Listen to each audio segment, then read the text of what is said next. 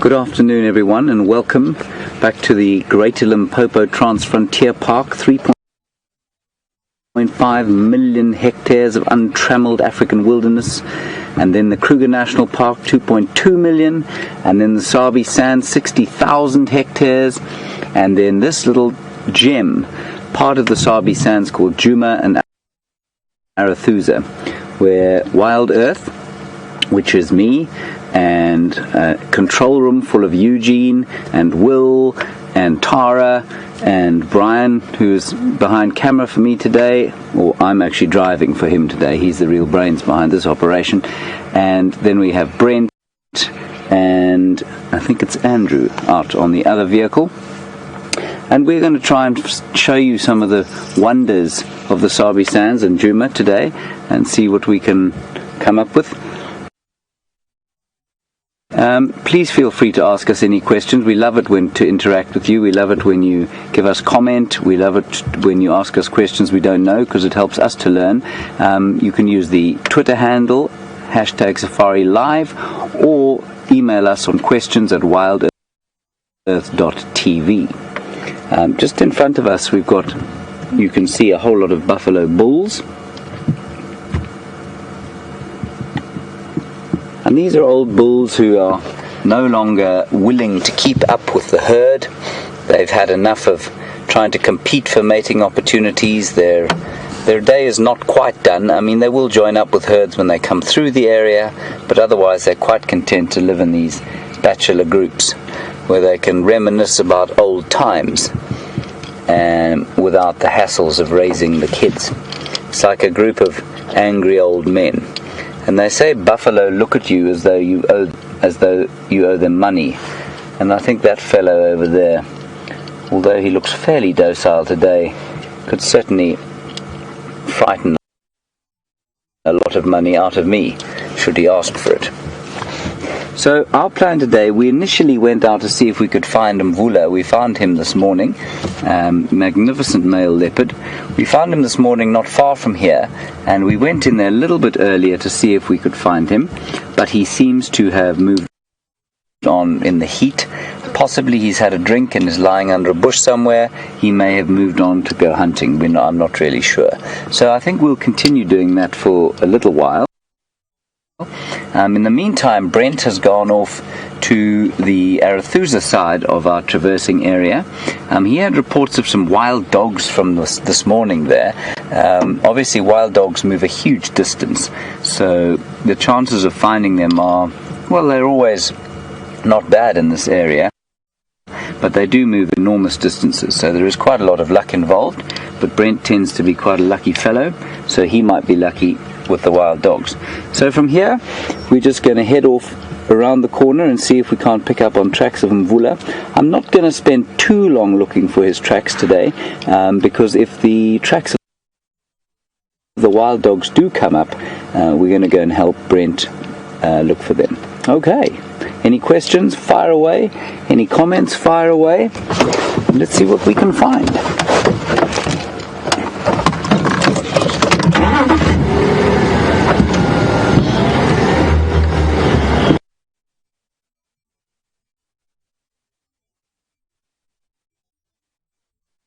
And somebody very cleverly came up with the answer. So I think it was Sam who came up with the answer. It was a low-felt milkberry. So I'm going to try and stump you this afternoon as well. Probably a few more people watching, given the time of day in North America. And I'll see if I can stump you on a tree this afternoon. The temperature is about 30 degrees, I think, and we've got very clear skies and very sort of hazy winter skies, and it's been a hot day.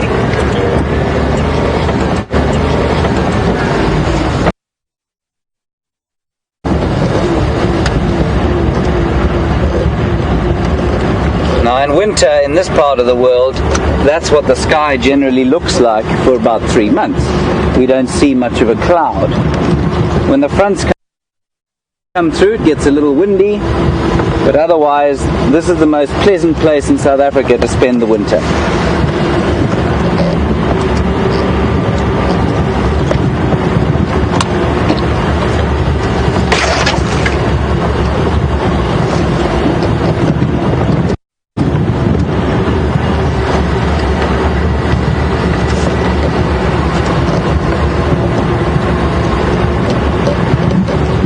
Mvula was lying up in this thick bush earlier this morning. I was with Vian then. Brian didn't see the leopard, and he's told me he'd like to see it today. What Brian says Brian gets, mainly because he's a lot larger than I am.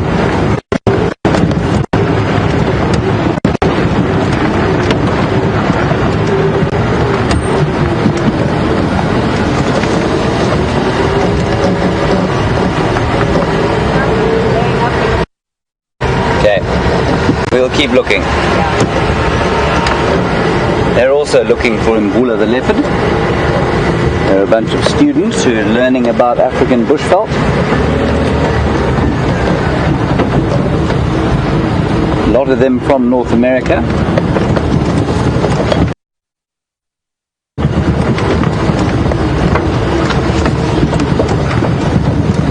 Going to head down towards the drainage line there. For leopards, that's the sort of ideal place to spend the midday.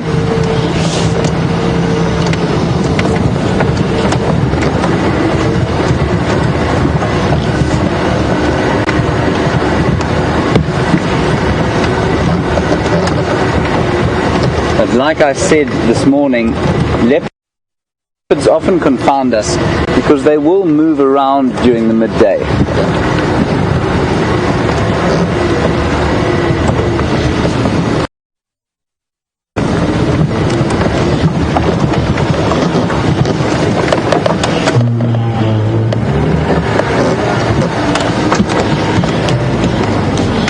Try not to take Brian's head off on this buffalo thorn. Right. There we go. He survived, which means I will survive for a little while. Another one. Okay, we're not going to get through this area. And I don't see any sign of the leopard here. That's a big knobthorn tree on our left-hand side.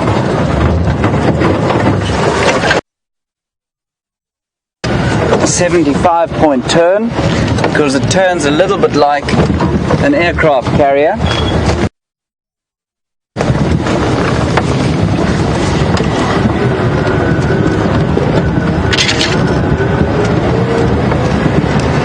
Right. Pop through here. I'm going to go over a little bump now. I don't know if you can point in front there. You can see a small termite mound. It's probably from a different kind of termite that makes the big mounds. That's called Odontotermes, these ones. For those of you who are worried about termites, which would probably be anybody with a wooden house. Check that in the shade of that enormous jackalberry tree over there.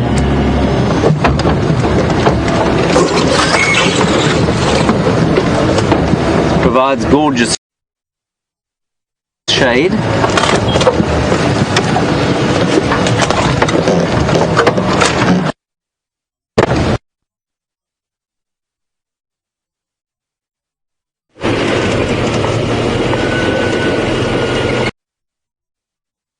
Thanks very much.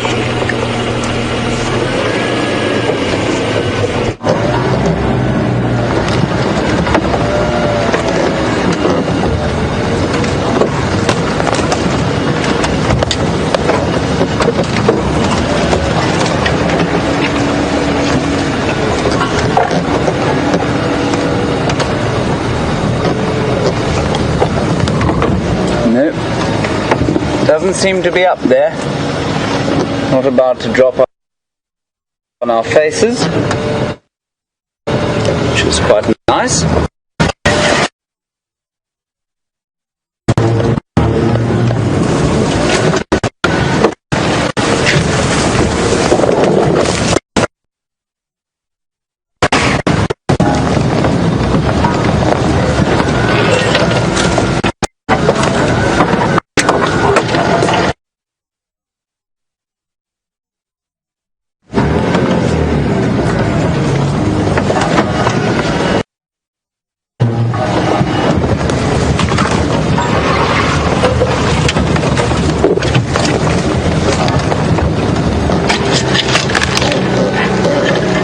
I can't see his tracks anywhere.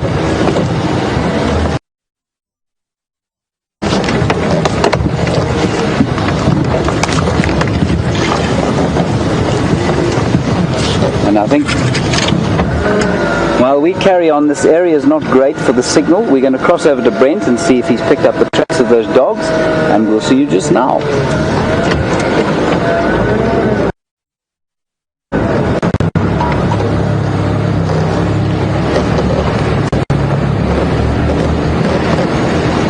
Welcome on the Sunset Safari, guys. My name's Brent. I've got Andrew on camera with me, and we are in Arathusa Private Game Reserve. It's a balmy 29 degrees Celsius, 82 degrees Fahrenheit, and this is how we do winters. We're very, very lucky. If there are any new viewers out there who are not used to the Safari live procedure, we are live, so whatever we seeing, you're seeing at the exact same time as us. We're also interactive. You can send us emails and ask us questions about what we're seeing out there, and you can do that via the email address questions@WildEarthTV, or you can use the hashtag Safari Live on Twitter. So I've had some news during the day, and I heard that there was a pack of wild dogs in this area. They were seen quite late in the day, so Andrew and I have made our way into this area. We're busy checking very carefully for tracks in this area, and as a lot of the older viewers know, it's my favorite animal, so I'm always very excited to be looking for wild dogs. But hopefully we do get some luck. And the one problem with wild dogs is they do cover such big distances in a day, but fingers crossed. I had a chat to one of the other guys who saw them this morning, and the alpha female is heavily pregnant, so they're still looking for den sites. So we will be very, very hopeful that she dens between Arathusa and Djuma, because that will make unbelievably exciting viewing. Even if she dens just off, they will definitely come through and hunt quite a lot. So this is a different pack to the one we saw a couple of days ago. That was the remnants of the Investec pack, and I didn't see any females that looked pregnant there, and that could have been because they've been fighting and they've lost a couple of members this year. This is the half-tail pack, which is about 17 animals at the moment, so a really nice big pack. So hopefully we have a bit of luck with wild dogs. I'm going to carry on and see if we can find some tracks.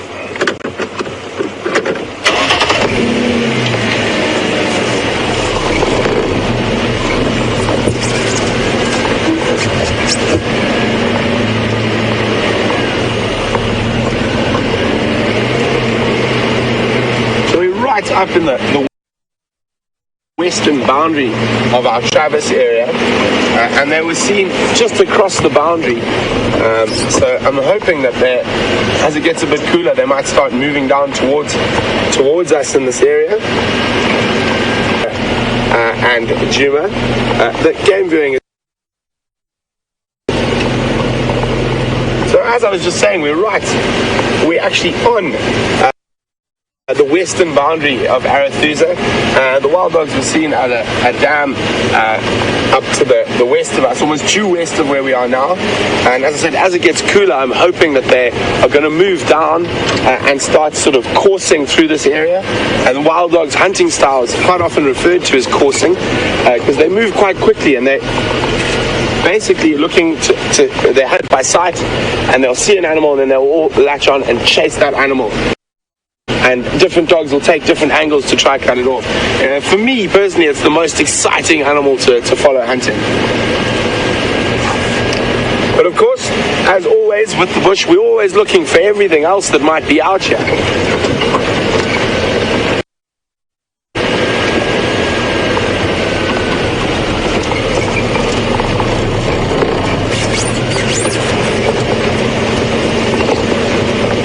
So while we're searching for tracks and it's still quite warm,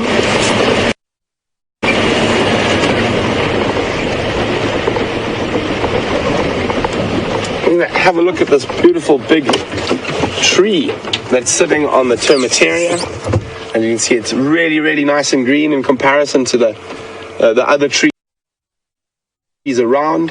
And I'm going to see who out there can identify which tree this is.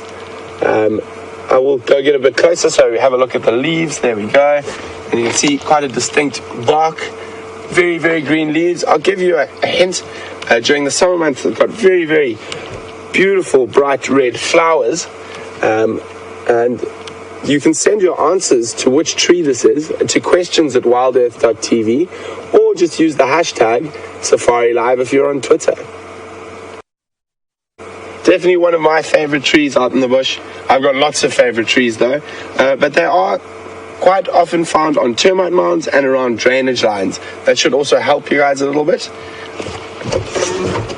So let's see who can ID this tree.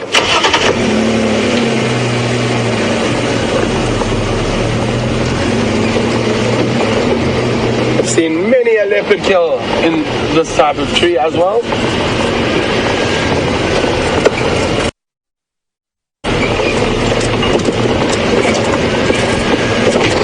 So now that it's drying up, and I'm looking at the map of the areas outside our Travis area, there is very little water around. And wild dogs they really love water to drink and to lie and to cool off. So we're going to be checking quite a few of the watering points. And I'm not sure which of them are still holding water. So also good knowledge to have while we move around to see which of the small watering points hold water. We've already checked one called Red Dam, and we're going to go check the next pan now and see if it holds water. I think it's quite unlikely.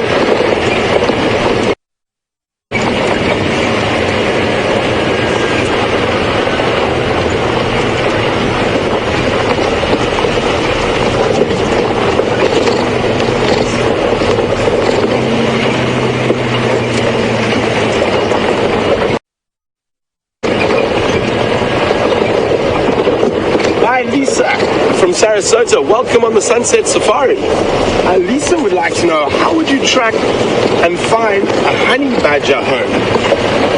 Well, Lisa, honey badgers can actually move quite big distances, and they generally only den when they have young. And sometimes you can just be lucky and they'll be denning in an area that happens to be near a road or an area that you see them often. So if you keep traveling an area and you see honey badgers quite regularly in that area, and especially if you see sub-adults, it's a good place to start looking for a den. Other than that, they can be quite difficult. I presume you'd have to do it the hard way and track each individual track. The problem is you're never going to know whether they actually are denning at that moment or they are just out on patrol, and they can cover vast distances at night. Now we are going to enter the Marakila drainage. A couple of evenings ago, those who were on that Sunset Safari, we saw a Tingana male leopard who had impala carcass in the tree. That impala is the impala carcass that Mark found that had died from natural causes, and the leopard had scavenged. They're just off on the left here. It's quite a nice little pretty white flower. This particular type is indigenous to the area, but there are non-indigenous flowers of the same family. And it is called a plumbago. Very pretty and you can see it's growing down here in the low-lying area on the edge of this drainage line, in little clumps. And one of the flowers that we're going to see quite late, and one of the few flowers we're actually going to see around at the moment as it gets drier. It's always good to just switch off, have a look at a flower or a tree and listen. We're listening for the bush to let us know. What is that? Where did you find that, Andrew? I can't see that from where I'm sitting. Just to the left there. Let's go have a quick look at that one.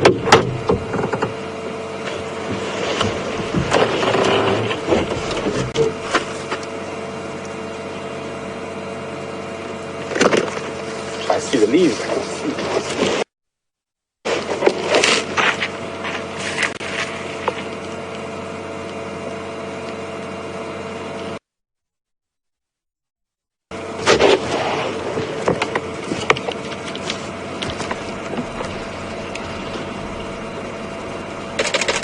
There we go. That should be enough for reference.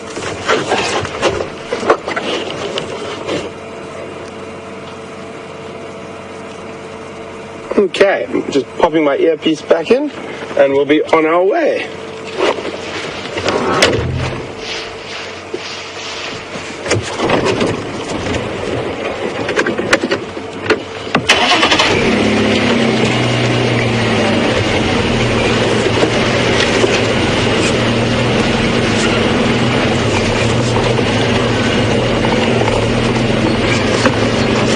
There's been a few answers in for the tree. Quite a few saying jackalberry. It's not a jackalberry. So keep working at it, guys. I know you can get it. But speaking about a jackalberry, we'll just show you one quickly. You can see the barks are quite different, and the leaf shape is also very different. There we go. Andrew's on the jackalberry now. This is quite a small one. There's some really nice big jackalberries in this drainage system. So if we go in a bit tighter on the bark, you'll see the bark is quite different from the other tree we were looking at earlier.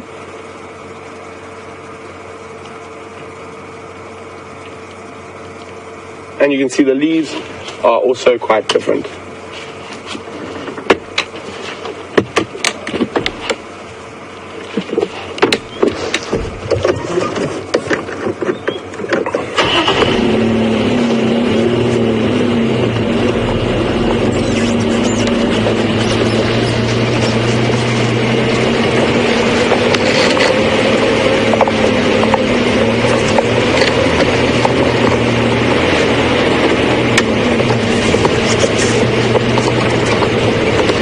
Another answer coming in. Is it a sausage tree? It's not. Not a sausage tree either.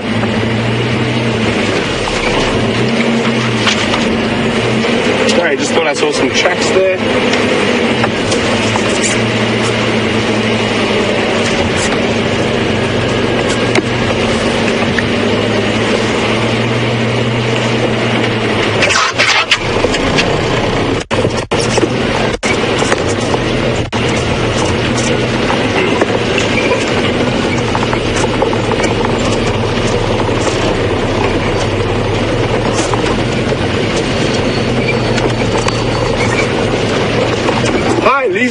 From California, welcome on the Sunset Safari. Liesel would like to know, with 17 in this pack of wild dog, what is the largest prey species they would attempt?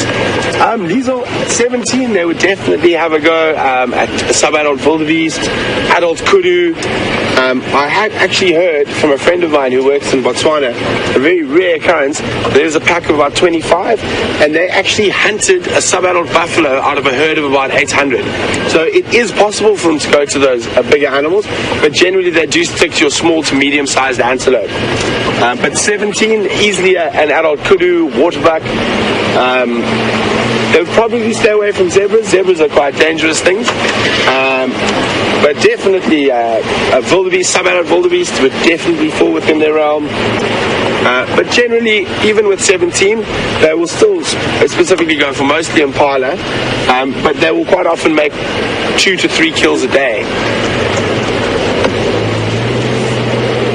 out of all the predator species, wild dogs have by far the highest success rate.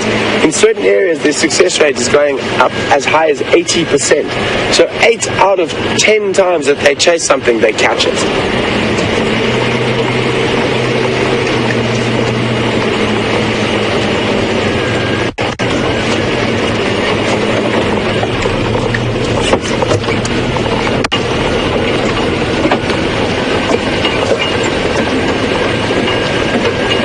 Guys, it looks like the tree's got the better of you today. No, it's not an Edward. I think we might be coming up on another one, so I'll keep a lookout for another one. We can stop and have another look.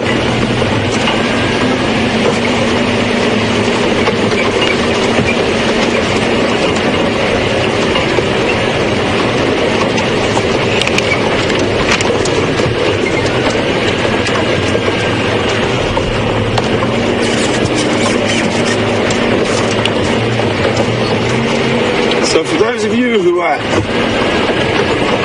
on that sunset safari with Tingana, the Tingana male leopard a few days ago, this is the tree to the left where he is. I'm just going to stop so we can have a look. I moved where there we go. So that's the tree where he was, and the kill was on that lowest branch, or the carcass.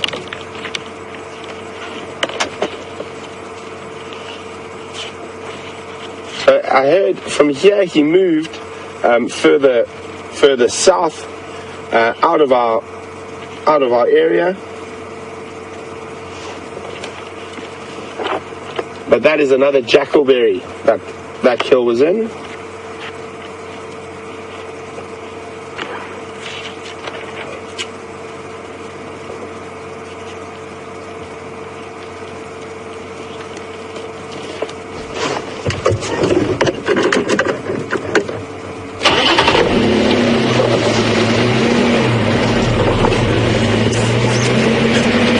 I think I'm going to give you guys a little bit longer, and then I might have to give you another clue to what that tree was.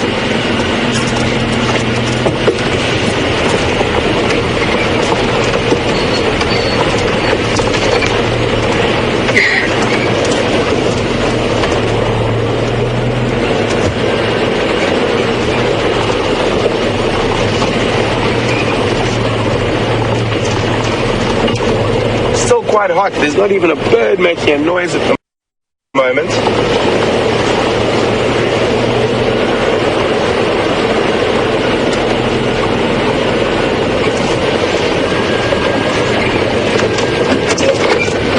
Oh, it's quite a bumpy road.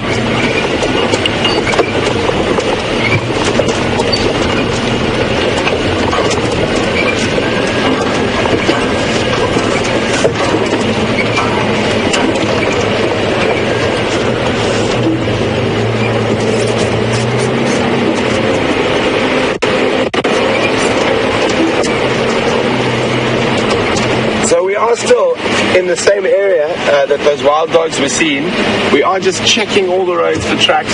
It's unlikely they're moving just yet, but I don't want to move too far from this area because they should be getting mobile in the next sort of half an hour to 45 minutes. But what I am going to do in the meantime is check the different water points to see if they've maybe stopped there for a drink. And wild dogs quite often like to lie in the water to cool off.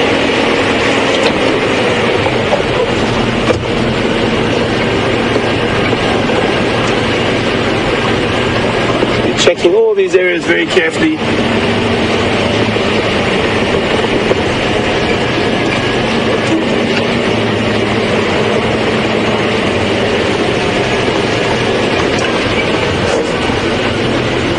And of course, we're always looking for everything else as well. Always got our eyes out for lion tracks, for leopard tracks, for impala even.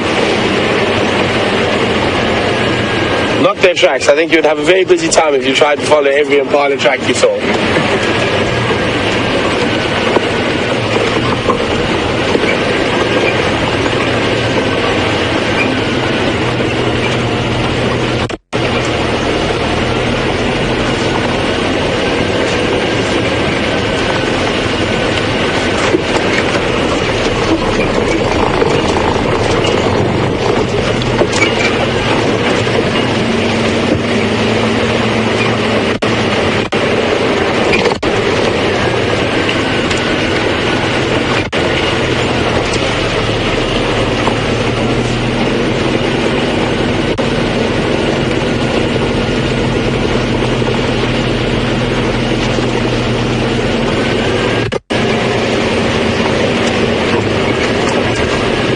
So I've just heard someone has got it right.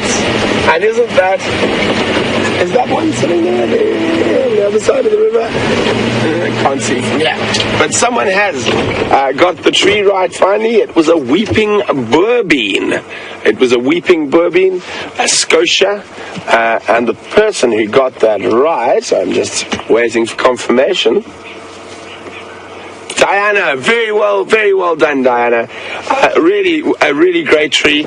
During the summer months, I've got these crimson flowers that drip an incredibly sweet nectar, and that's where the weeping comes from, and it attracts lots of different insects and animals. Bushbuck and nyala are very partial to those flowers when they fall down to the ground. Also, let me just make sure I haven't touched the rock. There we go. So other uses for that is that the bark is used in the tanning process, but a more common use is that the roots are sometimes used to alleviate hangovers as a hangover enemy. So that is the weeping bourbean.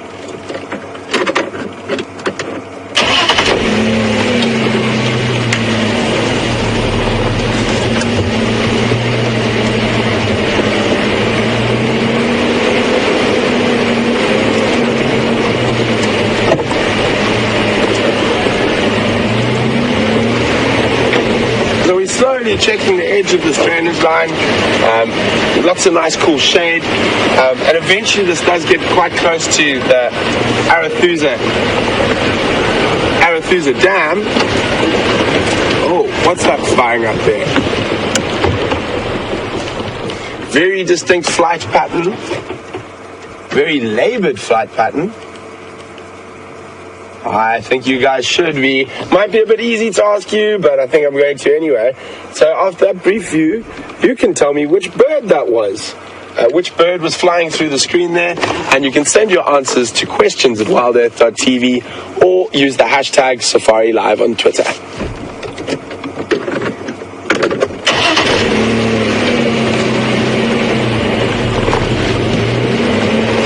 I think that one's a bit easy, but after the weeping bourbean gave you guys so much trouble, I thought it better be nice of me. Throw in an easier question for now.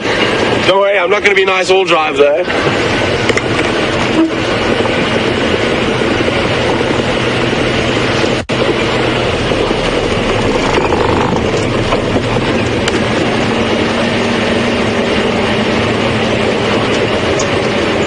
So what I am hoping, if we do not pick up any tracks of these wild dogs, is that as we make our way closer towards Arathusa Dam, there might be some ellies that have come down to drink in the afternoon.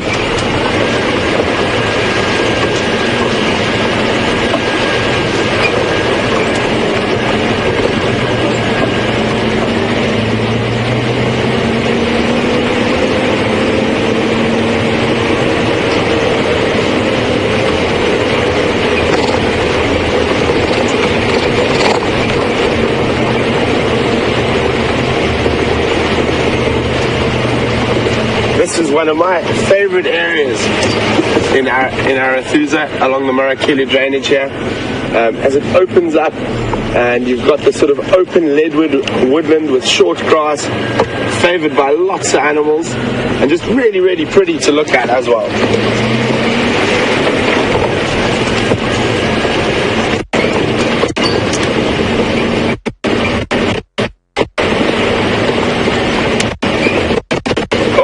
Attack of the flies. They're out.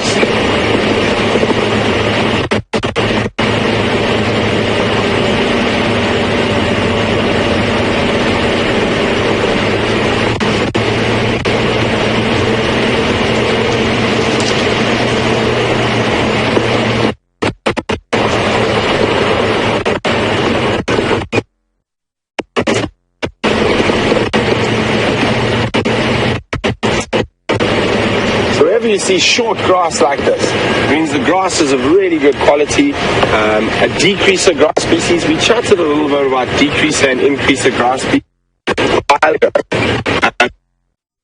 Decreaser grass species. So decreases actually increase with grazing. I know it sounds quite strange. And those are your high value grass species that have lots of nutrients. see short grass graze like that, you know this is a good area for animals. It's probably still a bit hot to have stuff grazing out on the open areas there, but where you have high densities of prey species, you have high densities of predators. So always worthwhile checking these areas.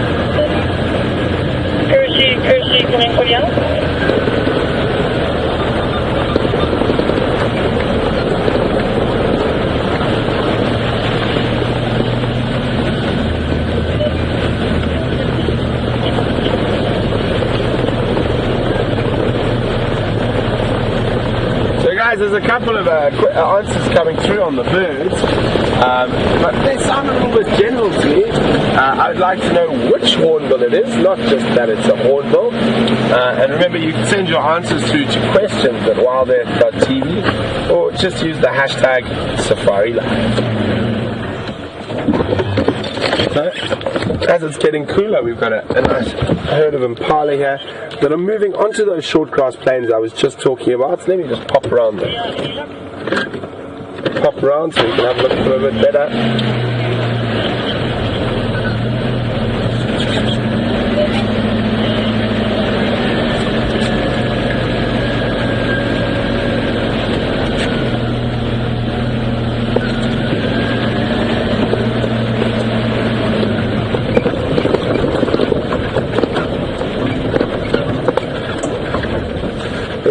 Hello girls.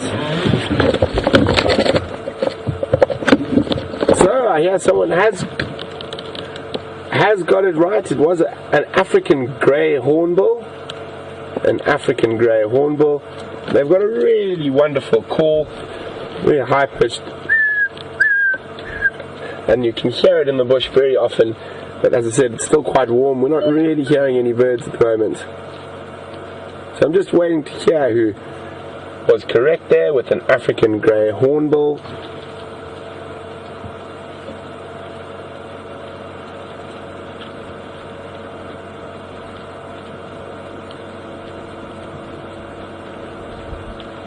They're such beautiful, dainty animals, and so successful. I mean, they've been unchanged for 1.6 million years. They've outsurvived lots of more impressive, larger, stranger looking creatures. They're just such a good design that they haven't had to evolve too much over the last 1.6 million years. Always alert. Just watch the ears. Always checking around.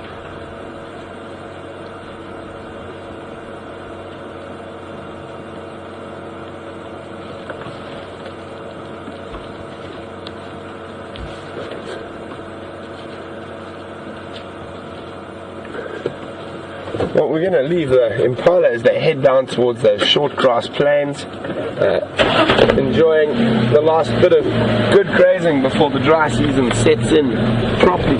One of the things that makes them so incredibly successful is that they are one of the few antelope species that is both a grazer and a browser. And what that means is, if the grass is available, they will eat the grass, but when the grass stops becoming available, they'll switch and start feeding off trees.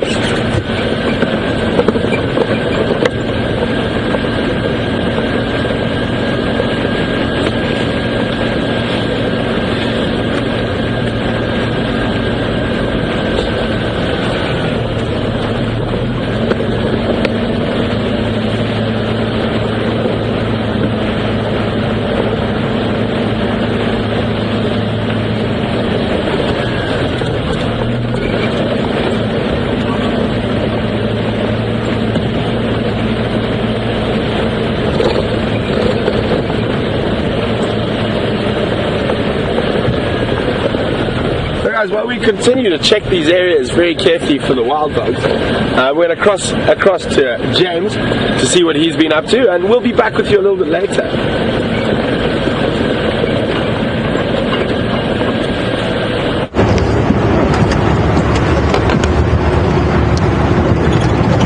Welcome back everyone to Wendy. I'm on Wendy today. Take my glasses off. Quite a bright sun. Just got some impala up in front, which I believe you've been looking at, and I also believe that Brent gave you a tree quiz. Now I'm going to bet slightly that the Wendy Almost Impossible tree quiz will be slightly more impossible than Brent's. You can tell me if I'm right or wrong. While we're driving along, there is the subject of the quiz this afternoon. Please send me your answers to #SafariLive or questions at WildEarthTV. And if you guys don't know, I think I might ask Brent and see if he knows. I'd like the Latin name if possible, but the Latin name is also quite closely related to the English name, and the only clue I'm going to give you is that it's quite spiny. No thorns, but it is quite spiny. So if you think of an animal like that, you might come up with a tree. Good luck. In terms of our plan, we didn't pick up on any more Mbula tracks, so we are going to continue going down south to one of the watering holes. It's been quite a hot day. I'd quite like to see some elephants, hopefully in one of the watering holes. Otherwise we'll see what we can see. I'm not sure what Brent's situation with the dog tracks is, but they do move a great distance, so we might be lucky because they are in the area.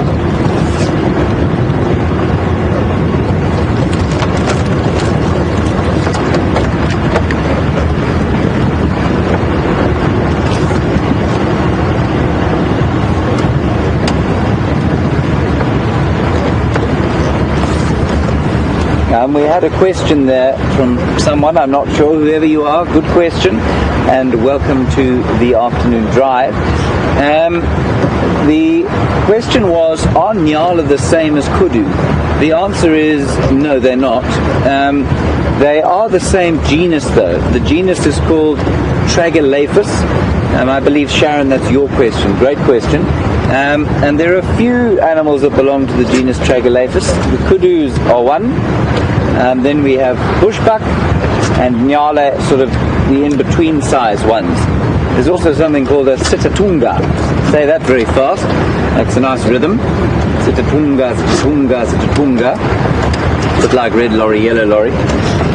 But they're found in the Okavango Delta. And then there's also one called a bongo, a tragelaphid, and he lives in the Central African rainforests.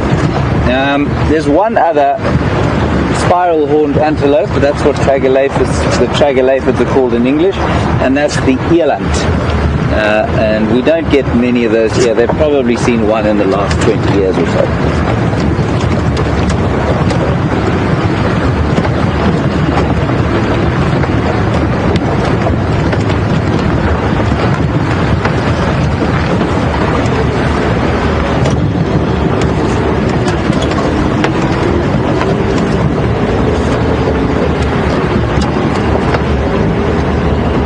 Up onto this clearing,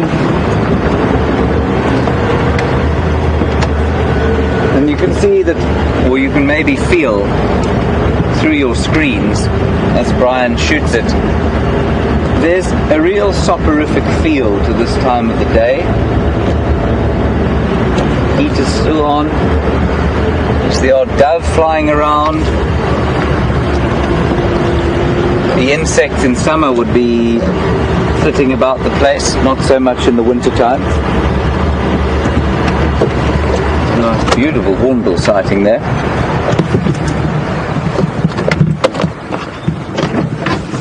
Now, we had a little quiz yesterday afternoon, and the quiz was that we linked that hornbill to the Lion King and the Zulu word Izazu, and I wanted to know if anybody knew what that meant.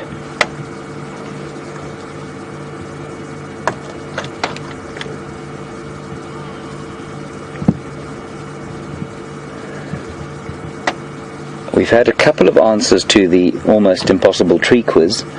One of them is somebody thought it was an acacia tree or a wachabiki. Wait a while. It isn't that. And the second answer was closer to the truth.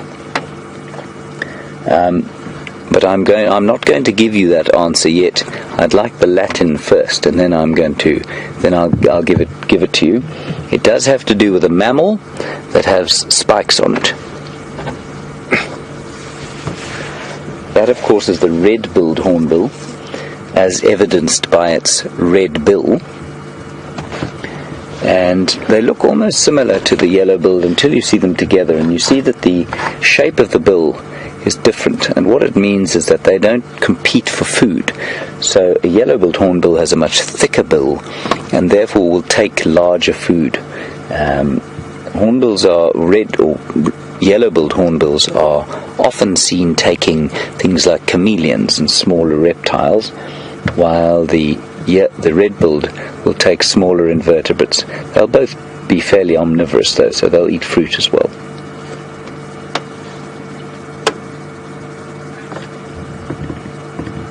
Let's try to see what he's eating there. Brian, any idea?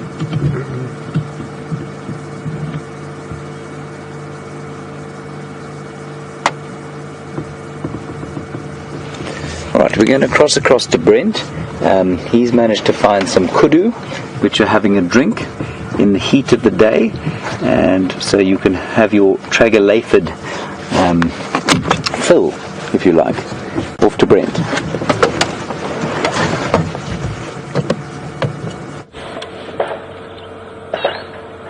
Welcome back, guys. Unfortunately, no elephants at the dam, but we've got this stunning kudu sighting, and the kudu walking across the face of Arathusa Lodge. I mean, it looks like two females, two youngsters, such beautiful, soft afternoon light. Thought they might drink for a second, but they're not. They're just passing through. It's quite nice to see them right out in the open like this, as opposed to in the bush like we see them quite often.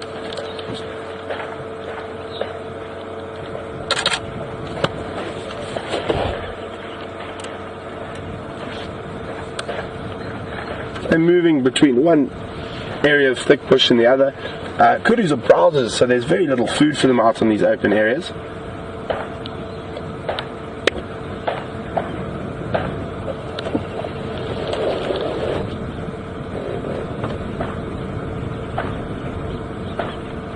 Quite a quintessentially African view, sort of nice open place, acacia in the background, and a nice large herbivore passing by.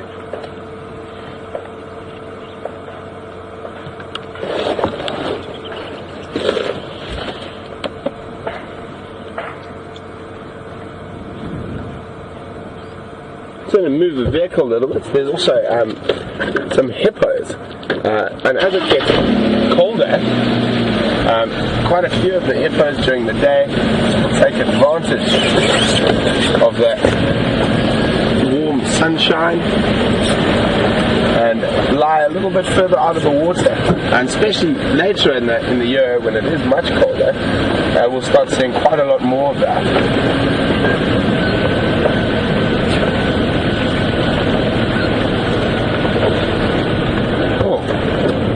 One's getting up, on cue for us.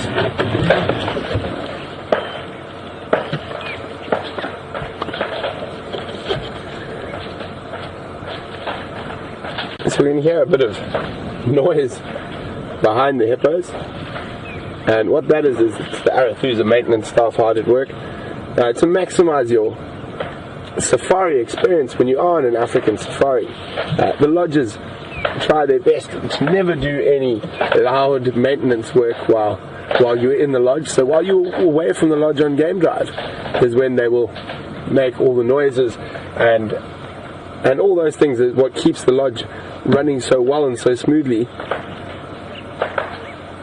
Oh, look at the little one, tiny little one following. Plop.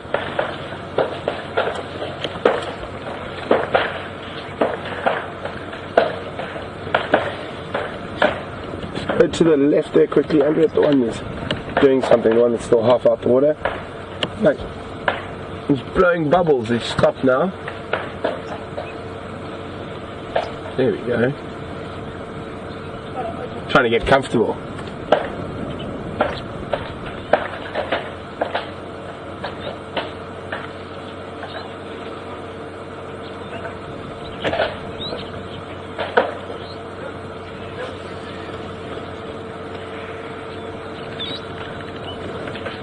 Just trying to see what he's up to there.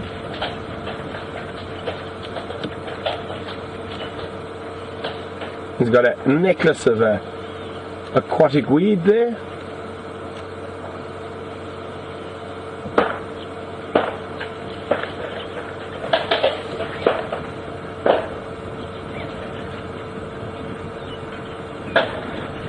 Heading off into the deeper water. Then if we go Andrew, if you just swing, as I was saying, normally kudu spend a lot of their time, because they're browsers, feeding in the thick bush. Now, there's such big antelope, but look how well that camouflage works.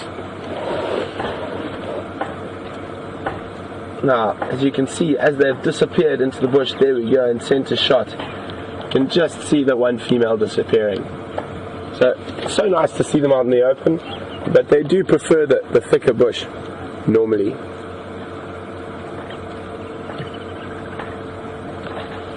Ooh, very nice birds coming through here.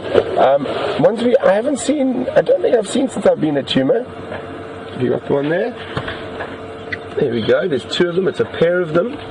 I'm actually going to not tell you what they are just yet. I'm going to see if there are some serious birders out on safari with us today. See if you can identify what these two birds are. I know, unfortunately, they're flying, but I'm hoping they will stop and give us a chance for a better look.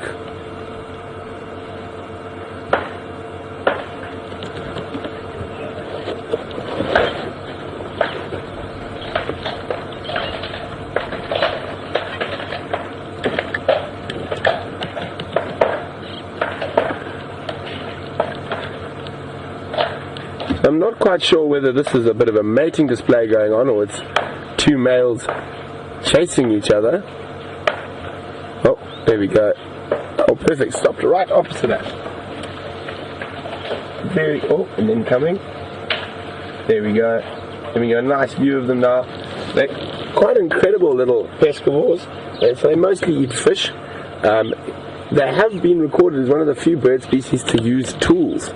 So in the Okavango Delta, this species has been recorded catching an insect, a katydid or a grasshopper, putting it in the water and dropping it and let it drift past where its perches, and then waiting for a fish to come grab the insect and grabbing the fish. And they've been known to sit half an hour putting a grasshopper in one spot and letting it drift sort of 15-20 centimeters, picking it up, letting it drift again.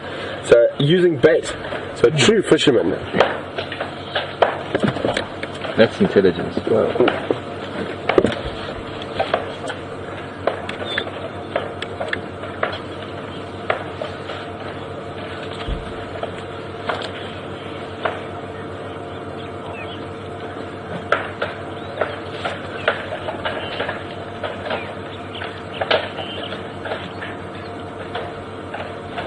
Hi Jimmy, and welcome on the Sunset Safari.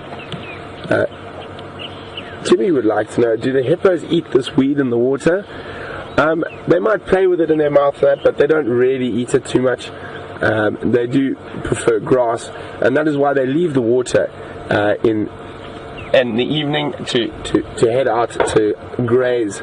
And I mean, in certain areas, hippos have been known to do 30 kilometers each way, so 60 kilometers in a night to get to decent grazing.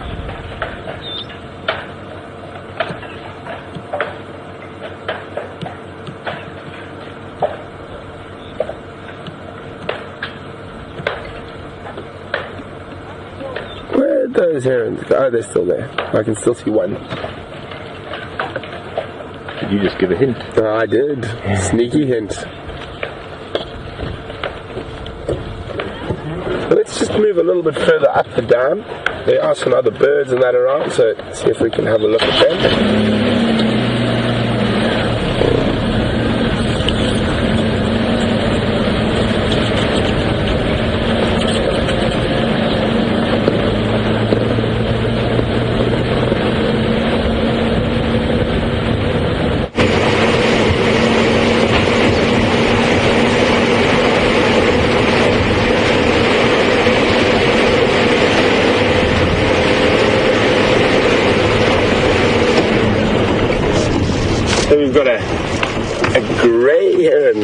It's just taken off. Gonna land again shortly. The grey heron. And then we have a blacksmith lapwing in the foreground. Oh, that's and then that little bird flapping around and cleaning at the back is a water thickney.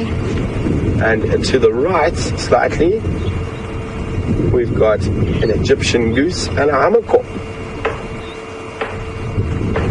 And a little wader that's just flown in, looks like a common sandpiper.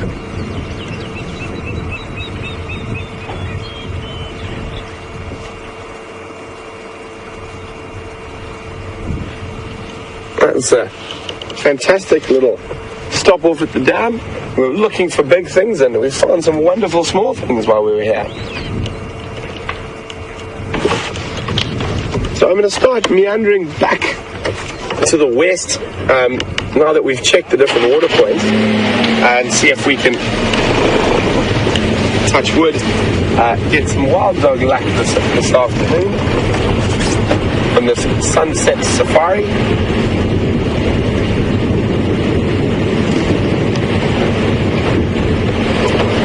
So just an update for those who might have joined a little bit late, or might be a new viewer. We are on the hunt for the African wild dog.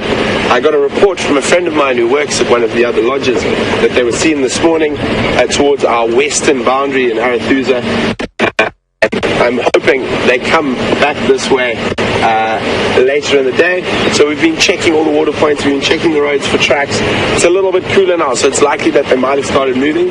So we're going to head closer to that area where I was checking earlier and have another gander at finding the wild dog.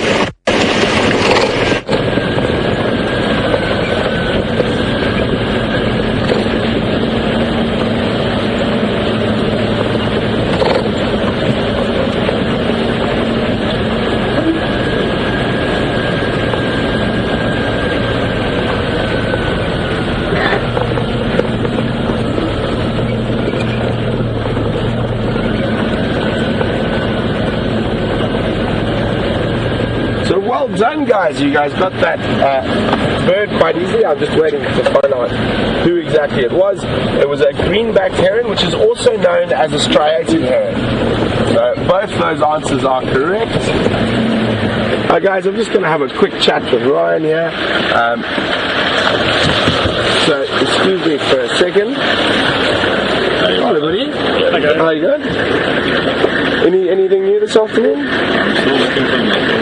So I'm doing the same. I've driven the whole your boundary down, past the windmills, going back up. Okay, I've just actually come from second windmill side, so what I'm going to do is I'm going to just check this drainage line. They must have laid down somewhere, dude. Yeah. So I've checked, and last tracks, I think, who was it from Sibambili said they were around Sibambili Dam.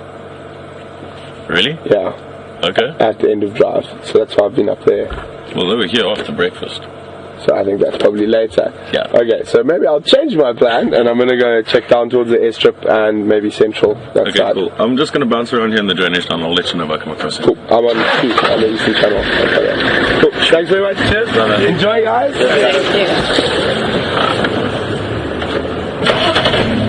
Sorry, guys, just having our afternoon meeting. Well done, Pamela.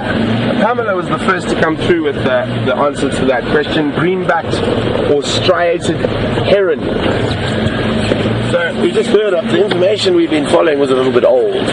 So we're going to change our plans. I'm going to zoot around and we're going to actually go check to the east. So they were in the west this morning, and I know that means they were seen after breakfast in front of Arathusa. That means we're going to change our plan. I'm going to loop back, go across the dam wall, and then check down towards the eastern side of the property and see what we can find there.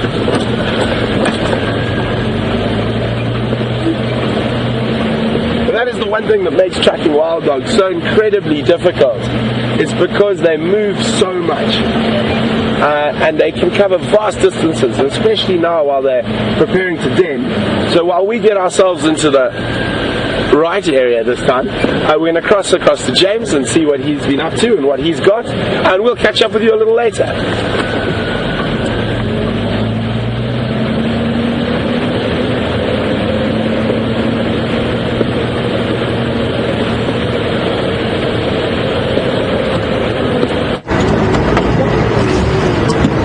welcome back to Wendy. Wendy has not proved to be particularly lucky this afternoon, but I do need to say that Ginny, wherever you are, you're a bit of a genius. This tree of ours is in fact she said it was a porcupine tree. It's called a porcupine bush, and the botanical name is Pyrostria hystrix, and it is quite spiny. So not an acacia like some of you thought it might be. The acacias have thorns on them, and this doesn't. It's just got very sort of spiky branches, which are also known as spines. Now just in front of us there you can see an elephant has pushed over a silver cluster leaf tree and blocked the road. Going to try and maneuver around it. If you can see there, if you zoom in on where it was broken, there's a butterfly. Lovely butterfly. Can you see it there, Brian? There he is. Stunning. That's called a guinea fowl butterfly, because it does, if you get close enough, it's got spots on the wings, rather like a guinea fowl. There, you can see them there, just glinting in the sunlight.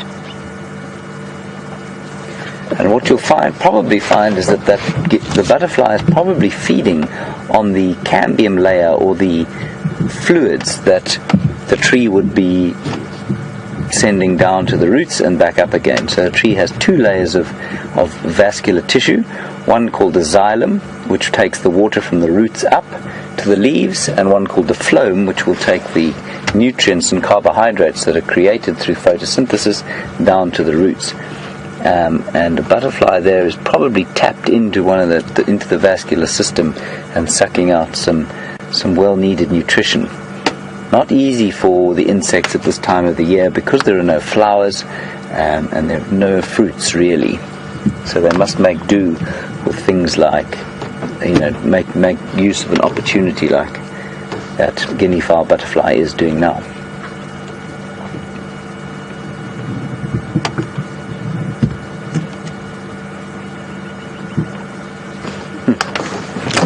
Right, so let us maneuver around this obstacle placed here by the elephants. Any luck, we'll see an elephant.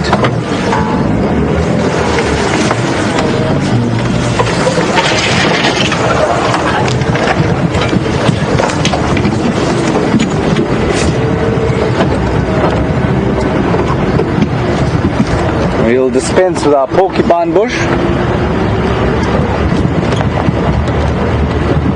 I'm obviously going to have to find an even more utterly impossible tree.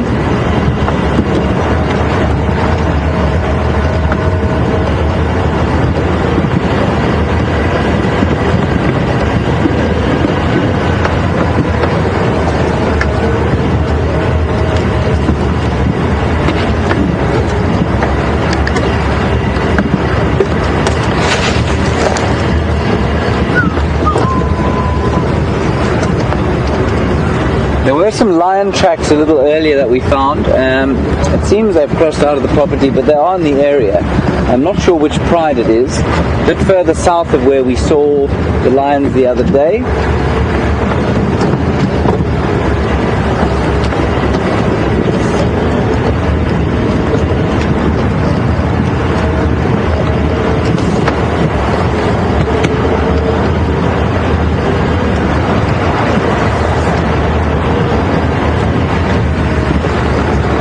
Do some dung here.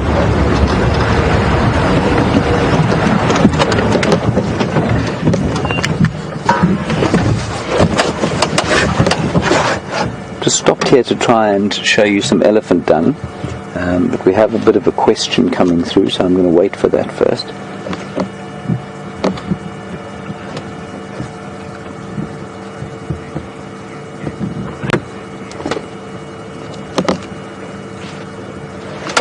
Michelle from Alabama, welcome on Afternoon Drive.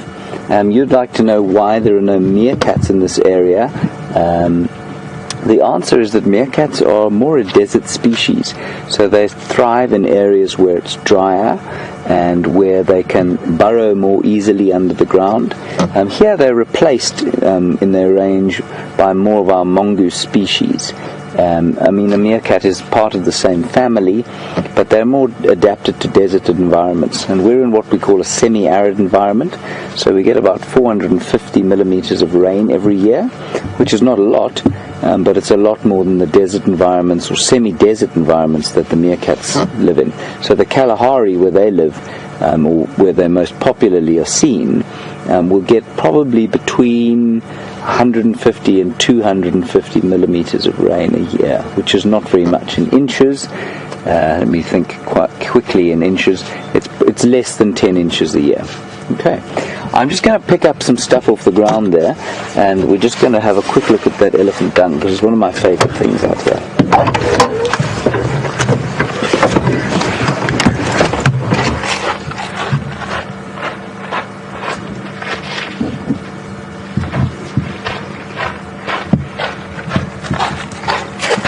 Now, I know that there are lots of people who will feel that this is probably fairly unhygienic, but it isn't. This is very dry elephant dung.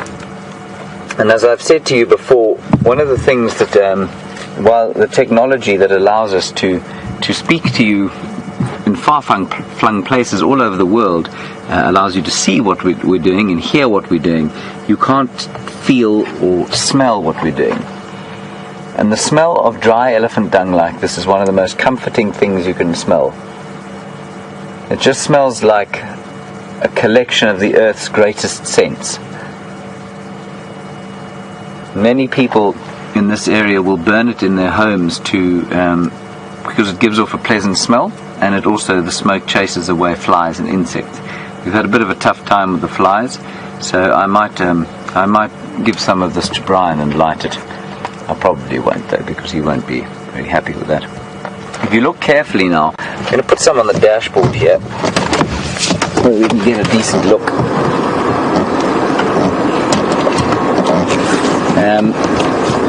Oops, turned on the air conditioning by mistake. That's no good. You can see the variety of things that an elephant eats. Undigested stick.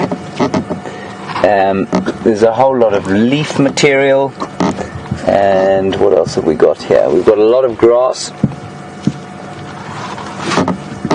but you can see how a lot of it is not in fact very well digested at all. An elephant has a very inefficient digestive system, and why it's not that inefficient for the elephant, because what it means is that as soon as the food quality drops, the elephant can just process more and more food. In something like a cow or an antelope, which is a ruminant, they're unable, they reach a capacity where they have to stop eating, lie down in the shade and chew the cud.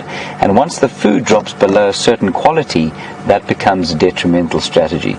And so that's why most of the really big animals, like the elephant or rhino or hippo, have what we call hindgut fermentation, and they don't digest their food very well at all. But what it does mean is that when the food gets bad, they can just eat more and more and more. Alright, elephants at the moment will be starting to move on to the bark and sticks, because the grass is finished. If there is grass, they will graze, because it's easier on their teeth, and as I'm sure most of you know, elephants die normally when their last set of molars wears down. So the softer the food they can eat, the longer those teeth will last.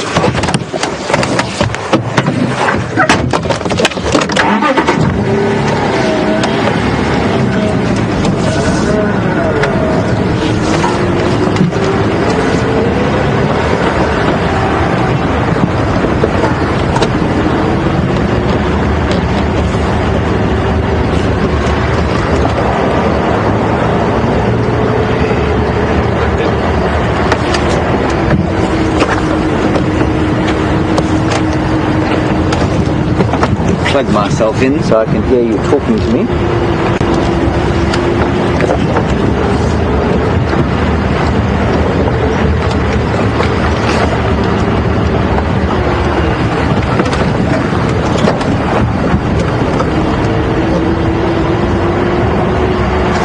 Kathleen, welcome.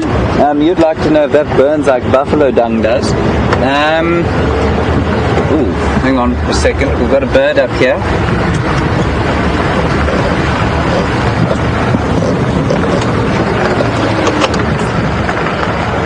Oh, look at that. You don't get a sight like that with that bird very often.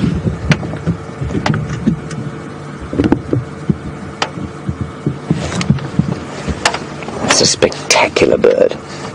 Does anybody know what it is? I gave a long explanation the other day about why it's got such a short tail.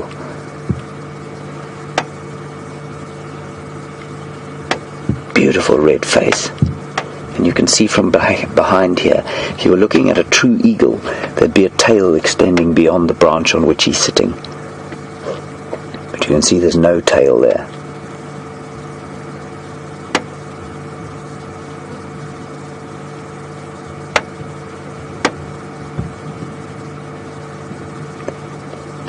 That bird is normally a scavenger, but will also eat snakes and other reptiles, and possibly the odd rodent. But most of the time they're quite a good indicator, if there are a few of them around, of a kill. In this case, I think he's just resting.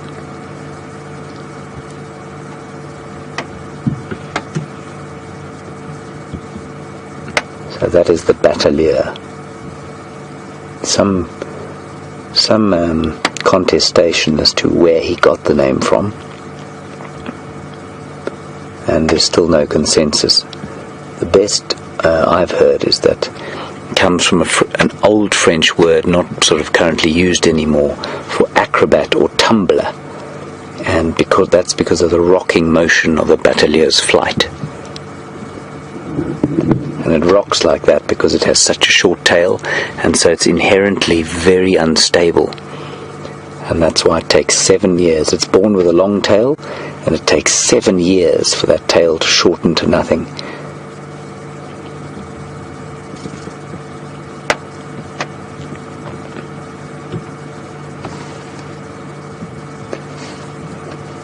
Kathleen, to get back to your question about the dung, I'd never seen buffalo dung burned.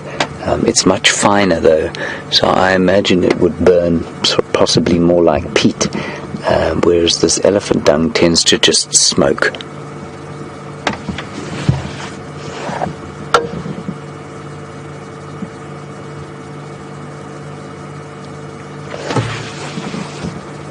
And that glorious bird will live up to 40 years long. So far longer than any of its mammal competition.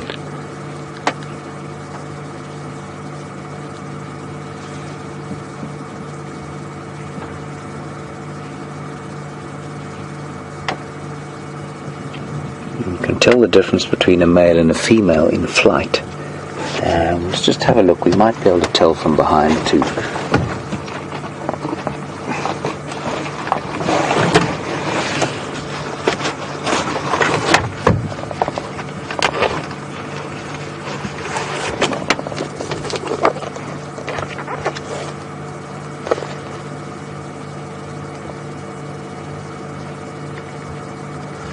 I'm going to find the bird in the book. Let's see if we can't tell. Quite a lot of brown on the back, so if we can tell, we can see that's what it's going to be. Okay, if you look at the primary feathers, which are the feathers on the end of the wings there, you can see that they are quite pale. And once we've looked at the bird, I'll let you have a look at the book and you'll see what I mean. And that paleness is an indicator that this is a female. She'll be slightly larger than a male, probably. The raptors often are.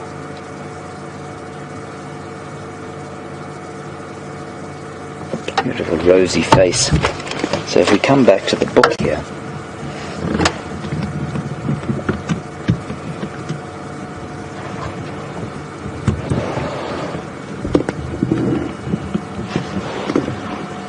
you can see the female here, and those are the primary feathers I'm talking about. And you can see that they're pale on that bird. exactly as they are in this drawing. When they're in flight, it's much easier. You can see over here,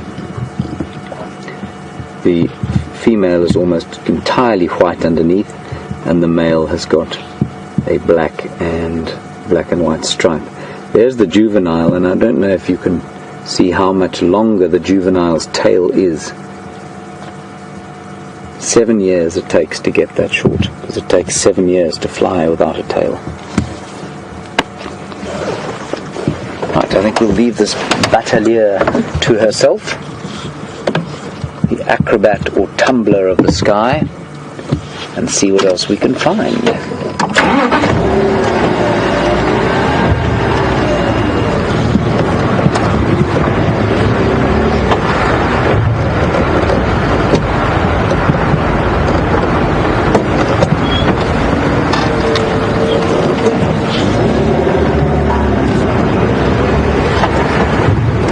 Beautiful sighting of that bird. That's quite unusual.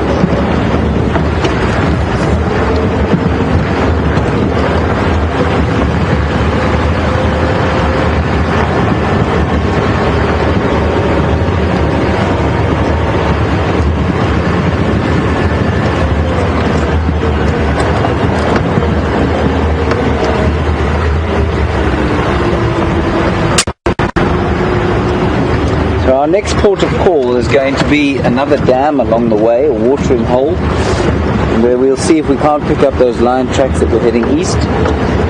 Still quite warm for them, for lions to be up and about, but we'll see what we can see.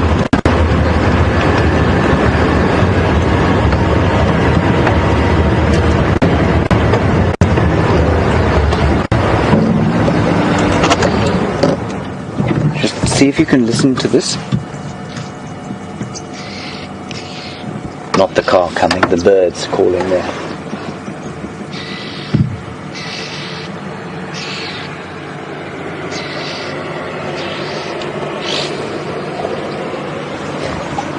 What that bird is an oxpecker. I can't actually see them. It's called a red-billed oxpecker, and it's an extremely important sound to know when you're walking in the bush, because those are the birds that sit on herbivores, rhino. The only ones they don't sit on are elephants. In fact, elephants are tolerant, and they will alarm call like that. They sense a human being's presence or any predator's presence.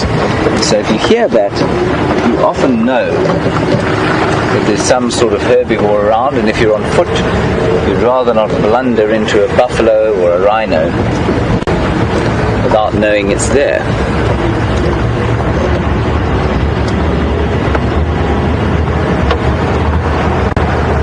So off to the east lies the expanse of the Kruger National Park, and through, I'm not sure how much you know about this, but through a concept called the Peace Parks Foundation, the Kruger National Park extends now into Mozambique. So there's no actual physical border between Mozambique and South Africa, into the Greater Limpopo Transfrontier Park. And it's Africa's, I think it's in the top 10 of Africa's largest national parks or contiguous game regions. It's bigger than Israel, bigger than Wales. It's quite impressive, really.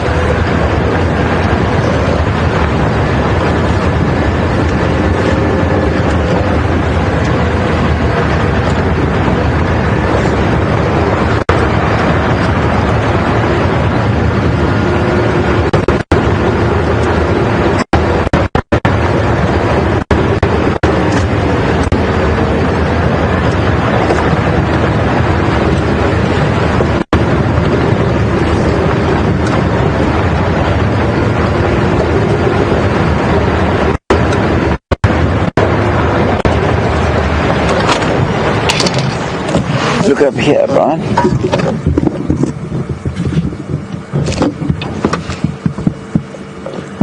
Does anybody know what that is? It's quite an interesting thing. I'm sure you can guess. It is in fact a spider's web, a community nest spider's web, which I'm sure some of you have seen before. I know Mark enjoyed them very much. And inside there you have a community of little spiders which live in sort of their own apartments, if you like. And as soon as something flies into one of the knockdown threads, which are those ones, you can see the threads extending out from either side of the web, and as soon as one of those things sort of extends out, or as soon as an insect flies into one and is knocked in and caught, they all rush out, beat it up, wrap it up in silk, suck it dry, and then disappear back inside. Now, the really interesting thing about community spiders is that when times are tough, the most important members of the community nest spider are, of course, the females, because they're the one who lay the eggs. So when times are tough, the males will find themselves on the menu. So it's in the males' interests to make sure that there is enough prey for the females to eat. Otherwise, they find themselves being devoured by their wives and friends. It's a bit of a morbid thought, and thankfully doesn't happen too often in humanity. Right, on we go.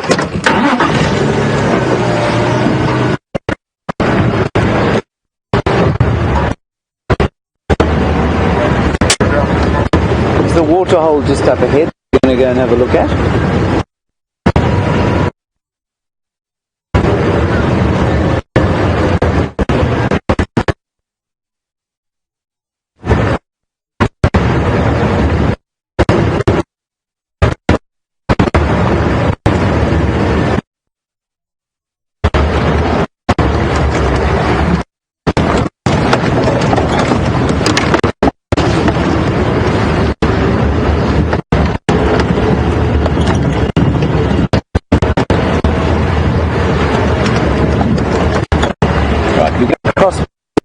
I'm not sure what he's looking at, but we're about to lose signal, so we're going to cross back to bridge.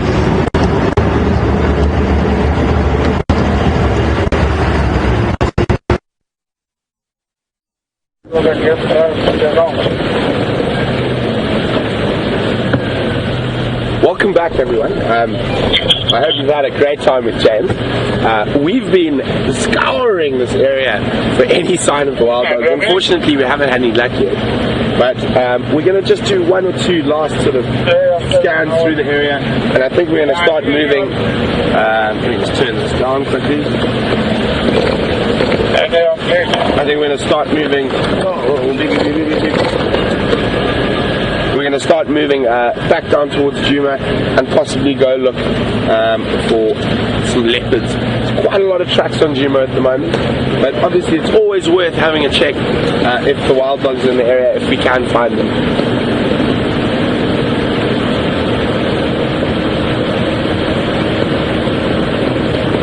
But it's this beautiful sort of winter's light that's coming through now. The temperature is ideal at the moment. It's not too hot, not too cold.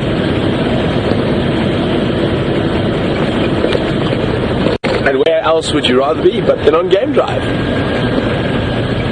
And we're incredibly lucky and privileged to be able to share our passion for wildlife and for the bush with you guys all over the world. And we really appreciate you guys sending in questions and watching and coming on the live safaris with us.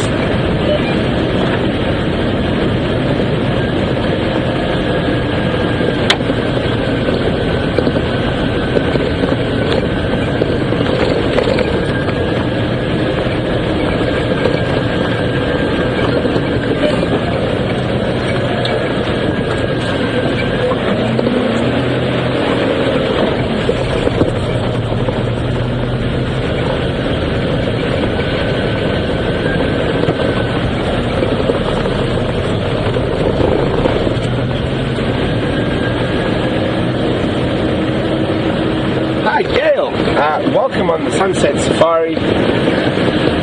We're on Arathusa Private Game Reserve at the moment. Sorry, 1 second, Gail. Saw a track that looked distinctly dog-like. Oh. Small hyena. But Gail would like to say, following up on that African grey hornbill. Oh, before I forget, well done to Anna.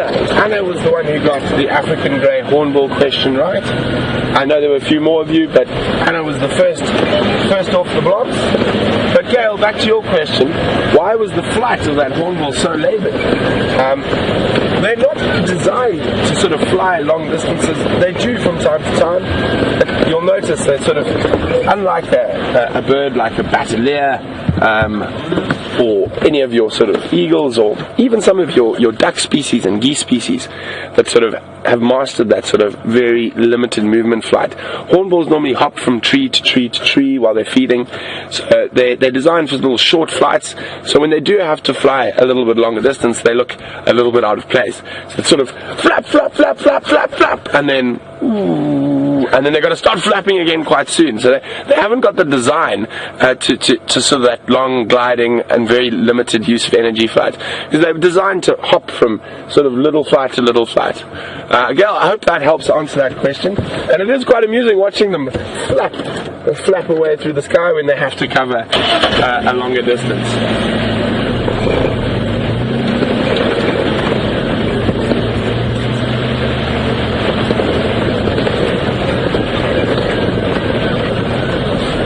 I feel sorry for the cameraman when I have to drive on this road. It's possibly one of the bumpier roads around, and they're perched up top there.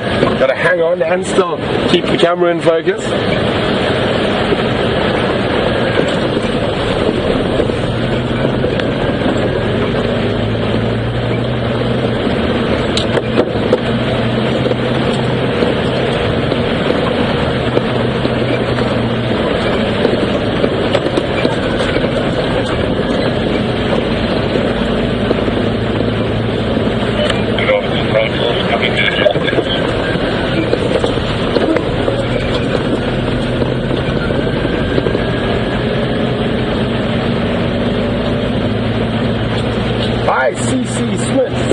Would like to know, where are all the impala babies?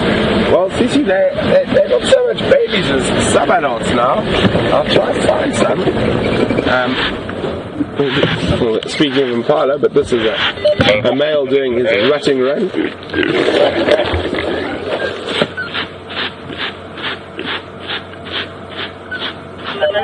Off he goes. Very impressive, except he didn't have any females.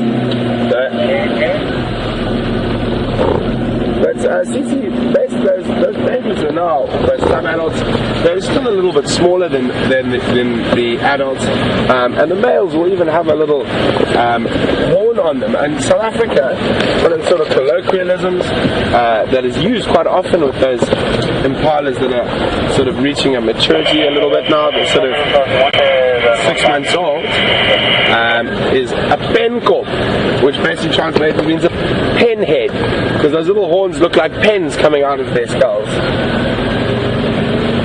But I will definitely keep my eyes open, CC, for some of the younger impala.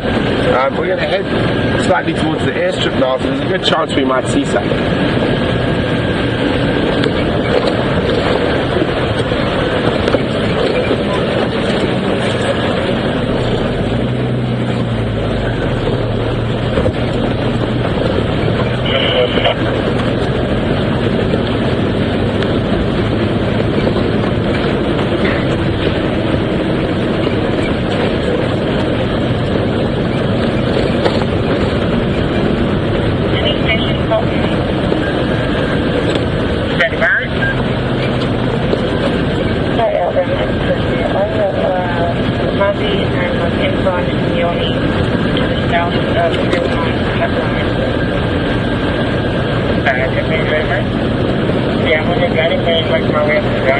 Such a beautiful evening. They're very shy, heading south in the block. I'm actually in the block. You can see my entire going.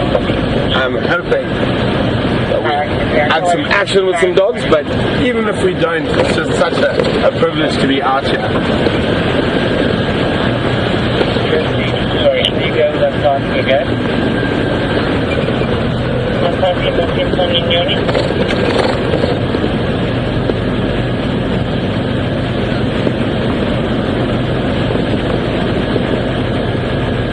Another male impala. Sorry, what's that name?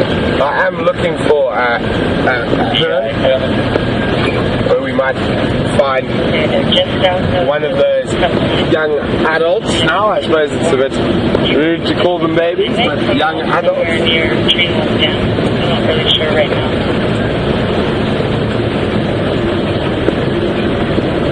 What animal do you have?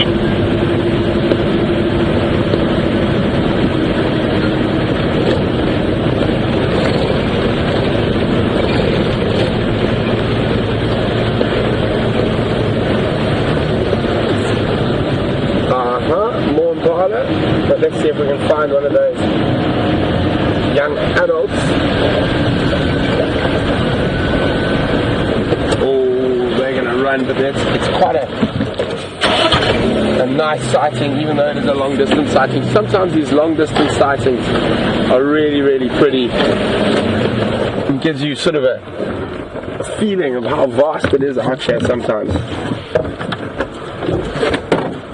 We've got some female kudu. Can you again look what animal that is you have there? On the edge of the airstrip.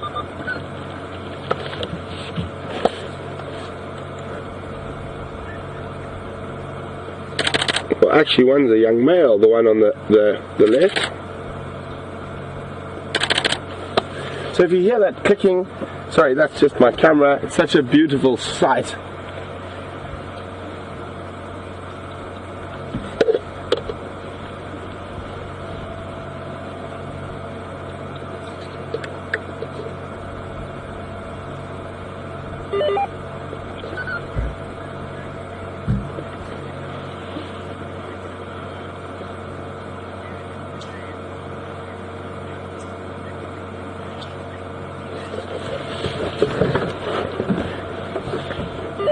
Hi, Jacqueline from Georgia. Welcome on the Sunset Safari. Jacqueline would like to know what the difference is between browsing and grazing. Well, Jacqueline, it's quite simple. Your browsers, like the animals we're looking at there next to the windsock, like kudu, they feed off leaves and trees, or specifically leaves from trees, and a grazer feeds off only grass species. And then you have the oddball, like an impala, who is both. They will feed off both grass and leaves. So leave those kudu. I've got one more sneaky road to take. It's all on gut, this one. Just got a feeling. So we're going to go check there. Hopefully my feelings are working well today. Now that's quite interesting actually, before we go anywhere else. Because this is quite a strange sighting to see where we are. I'm going to go grab it quickly and I'll bring it closer to the vehicle.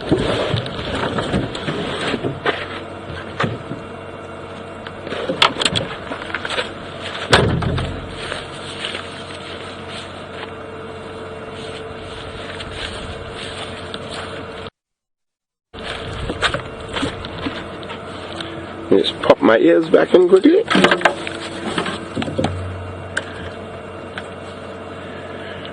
So this type of plant looks very out of place out here on the airstrip, far away from water. It's actually still damp in the middle, and you can see this is very much an aquatic plant species. We've actually got one, that's a different one there, two, and then the dark one there,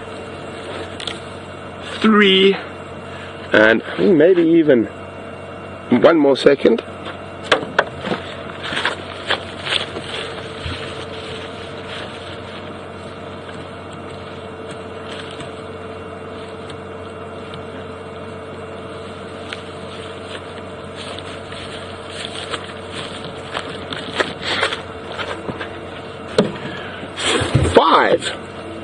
Different aquatic species, and you can see those aquatic roots that angle down to get down to the mud and to get the nutrients from the water. And then we've got those roots are from this purple panweed, which is this one. So we've got 6 different aquatic species, and we're probably about a mile to 2 miles from the closest permanent water. Now, I wonder how it got here. So I think I'll let you guys ponder on that. How do you think 6 different aquatic species of plant ended up to 2 miles away from the water on an airstrip? So there's quite a conundrum for you. Now, who's going to be able to figure that out? But while you think about that, I'm going to jump back in the car and keep going to that road. I've got a hunch that we might get some luck on.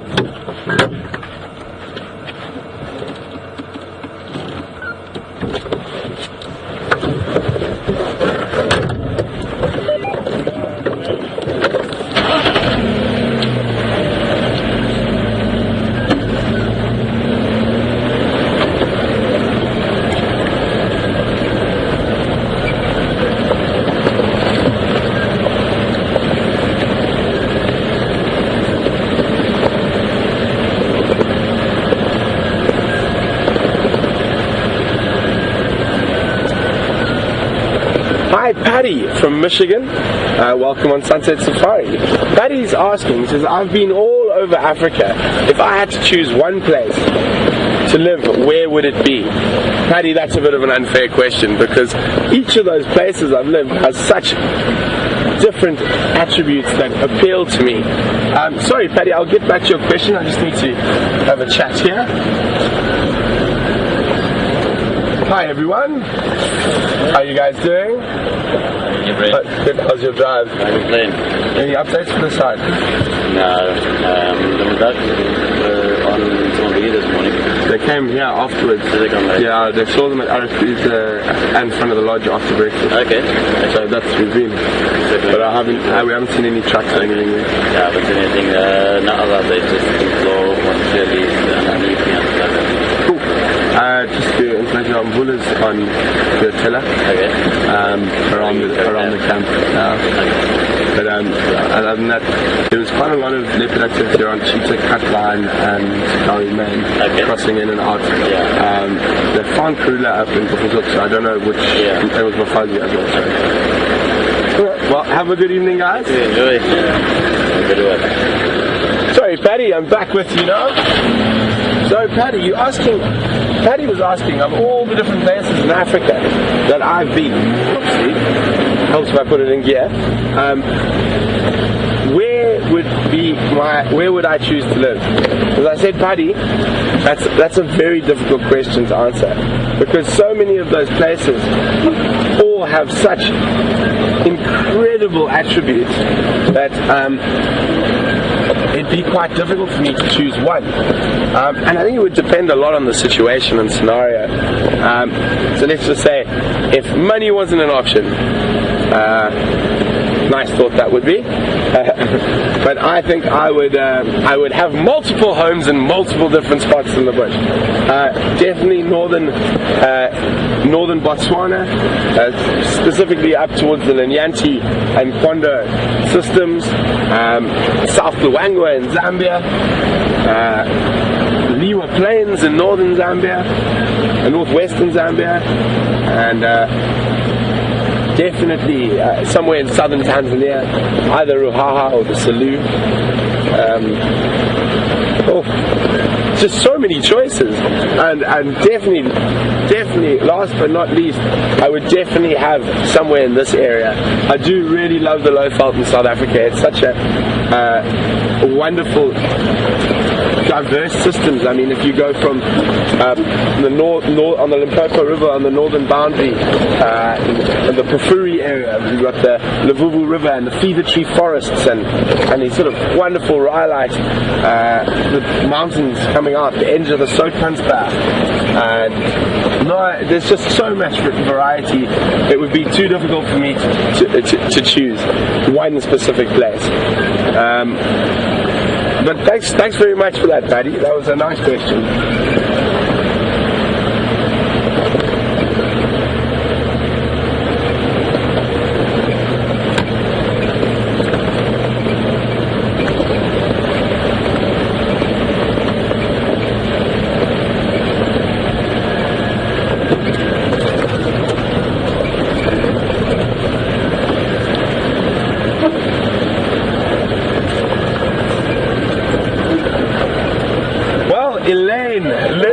Arlene, Jane, well done. It is definitely one of the possibilities of how all the aquatic vegetation ended up all the way on the airstrip. Most likely a hippo. It could have been a hippo. I think this time it was actually an elephant. So the fact that it was still damp on the inside, and it's been a very warm day today. If it had been a hippo from last night, I think that moisture would have dried out of that. So I think most likely an elephant, and elephants will often play with that vegetation. They don't really eat it. And pop it. Whoa, this is a big bump. They pop it on their head, and it gets on their back while they're playing with it. And I think that's, and also the size of it there, I think it was probably an elephant that has moved that sometime during the day from a water source, more than likely from Arathusa Dam and to the airstrip. But yes, normally it would be a hippo. It's just the fact that it was still damp on the inside and that, and on a day like today with that heat, it probably would have dried out if it was from last night.